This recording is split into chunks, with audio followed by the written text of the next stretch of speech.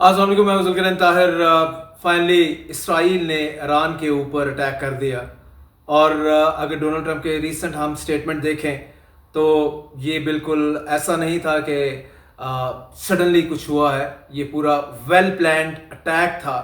200 त्यारे इसराइल के इस अटैक में उन्होंने हिस्सा लिया है और 100 टारगेट्स इसमें हिट किए हैं इन्होंने across Iran, mainly military installations and nuclear installations. और आल्दो के अमेरिका कह रहा है कि मेरा इसमें कोई हाथ नहीं, मैंने अप्रूव नहीं किया था, एंडोर्स नहीं किया था इसराइल को कि आप यूनिलैटरली जाके इस पे अटैक कर दें ईरान पे। लेकिन साथ में ये भी बता रहा है कि कितना ज़्यादा ज़रूरी था कि हम जो ईरान की न्यूक्लियर पावर बनने की ताकत है उसको हम ख़त्म करें। और इस सिलसिले में जो फिर इसराइल ने जाके 100 टारगेट्स किए और टेरिबल, इसमें 6 साइंटिस्ट जो हैं टॉप साइंटिस्ट ईरान के, दे लॉस्ट देयर लाइव्स। और 5 से 6 टॉप कमांडर्स, जिसमें इनके रेवोल्यूशनरी गार्ड के चीफ जो हैं Hussain Sulemani, also lost his life in it. Of course Iran इसको रिटेलिएट करेगा, लेकिन जो इससे ज़्यादा ख़तरनाक बात यह है कि इसराइल ने डिक्लेयर किया है it is just the beginning of the war. अभी उसने सिर्फ और सिर्फ न्यूक्लियर साइट्स के ऊपर अटैक किया है। 100 से ज़्यादा लोग इसमें ज़ख्मी हैं, ये मैं आपको बताता चलूँ, जिसमें बच्चे और ख़वातीन शामिल हैं। तो इट मीन्स के नेक्स्ट टारगेट में भी उसका इसराइल का होगा ईरान के aircraft.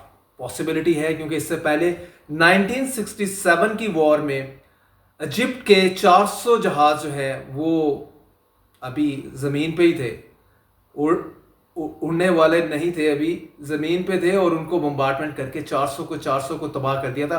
Whole fleet of 400 aircraft और इजिप्ट डिस्ट्रॉयड बाय इसराइल 1967। 6 दिन में इसराइल ने ये जंग अरब ममालिक स्पेशली इजिप्ट, सीरिया और जॉर्डन के खिलाफ जीत ली थी by that time, again with the blessing of United state of America.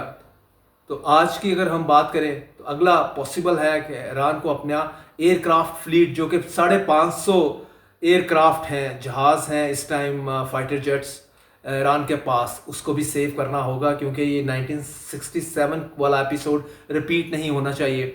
और जो आज ईरान ने किया है, मैं आपको ये भी बताता चलूँ, ये बिल्कुल ये रिपीट ऑफ इस 44 ईयर ओल्ड एक्शन है। 1981 में इसराइल ने इराक का न्यूक्लियर रिएक्टर जो है वो तबाह कर दिया था।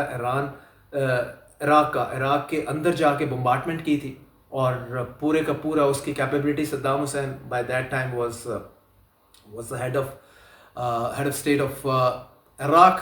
तो वही रिपीट किया है इसने। अब जो इनका न्यूक्लियर रिएक्टर से लेके जितनी भी फैसिलिटीज़ थी न्यूक्लियर एंड उसके साथ मिलिट्री इंस्टॉलेशन, उनको टारगेट किया है आज ईरान ने।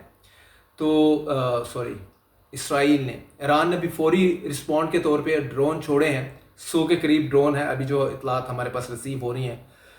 लेकिन मेनली ईरान का जो जिस पे वो डिपेंड कर रहा है वो इसका सुपरसोनिक बैलिस्टिक मिसाइल हैं। ईरान के पास ये तकरीबन 3000 के करीब ये मिसाइल हैं और ये मिसाइल जो हैं वो इसराइल की के घर को हिट कर सकते हैं, क्योंकि ईरान और इसराइल का जो डिस्टेंस है वो तकरीबन 2300 किलोमीटर का है। और इन सुपरसोनिक बैलिस्टिक मिसाइल में इतनी पावर है, इतनी रेंज है कि ये इसराइल के घर को हिट कर सकते हैं। इसी पे ही सारी अगली वॉर जो है from the side of Iran वो डिपेंड कर रही है कि किस तरह से जाके वो इसराइल को गीची से पकड़ता है, दबोचता है। और सबसे मेन चीज़ ये है, इसराइल सिटिंग प्रिटी है, वो कहता है मेरे पास आयरन डोम है। आयरन डोम वो प्रोटेक्टिव एयर शील्ड है, जो एयर डिफेंस सिस्टम है, जिसके तहत कोई भी मिसाइल पेनिट्रेट नहीं कर सकता इसराइल के अंदर। लेकिन लास्ट जो ईरान ने अटैक किया था उसमें कुछ सुपरसोनिक उसने मिसाइल यूज़ किए थे और वो पेनिट्रेट कर गए थे इसराइल के अंदर। तो ये एक बड़ी बात है। और जब इस वॉरफेयर में इसराइल ईरान को लेके कि ईरान अपने टारगेट को हिट कर सकता है, अपने टारगेट को मीट कर सकता है। Let's see in days to come, very important. और उसमें हम दूसरा एंगल भी हम नहीं भूलेंगे, वो ये है कि ईरान की मदद को क्या रशिया आता है, चाइना आता है।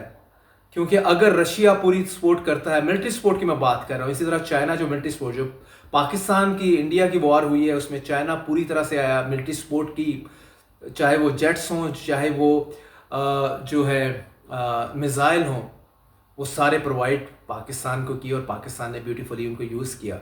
क्या इसी तरह वेपनरी जो है वो प्रोवाइड की जाएगी ईरान को इस वॉर में? और डेफिनेटली रशिया भी ये नहीं भूला हुआ कि उसको यूक्रेन में वो फंसा हुआ, 3 हफ्ते में वो वॉर ख़त्म करना चाह रहा था, लेकिन वो 3 हफ्ते की बजाय 3 साल ले गई, और इसकी with the support of America and Europe. तो अगर तो ईरान अकेला लड़ता है तो चीज़ें मुश्किल होंगी, लेकिन अगर रशिया और चाइना उसकी बैक पे आते हैं तो इसराइल को भी लग पता जाएगा और अमेरिका को भी। ये इतना आसान नहीं होगा। सो लेट्स होप कि ये जो एस्केलेशन है ये फर्दर बढ़े ना, ईरान अपना रिटेलिएट करके और इसराइल सुकून से रहे, क्योंकि उसने अपने टर्न ले ली, अब ईरान की बारी है। लेकिन अगर जिस तरह से इसराइल ने अनाउंस कर दिया है कि it's the beginning of the war, आगे उसने मजीद टारगेट करना है, तो लग यही रहा है कि पूरा खित्ता ये आएगा वॉर की लपेट में और ये बड़ी ज़बरदस्त वॉर होने जा रही है। सो क्या इसमें पॉलिटिकल पंडित इससे एंटिसिपेट कर रहे हैं? Time will tell, let's C.